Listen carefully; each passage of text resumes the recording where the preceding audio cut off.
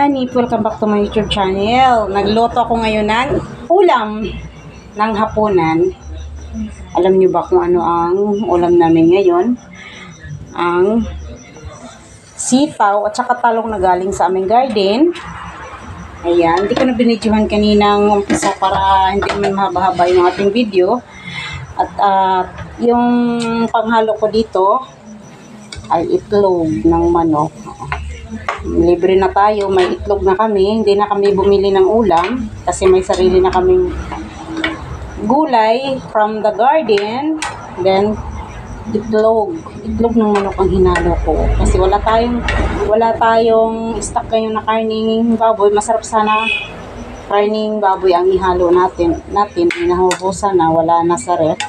Tapos pwede rin sanang isda na prito, inaubusan. Ang hinalo ko ngayon ay itlog. O, diba? Simpleng ulam yan. Simple lang. Hindi ka nabibili. Basta masipag ka lang magtanim. At saka mag-alaga ng manok na yung nangingitlog na manok. Hindi ka na nagugutuman ng ulam. San ka pa?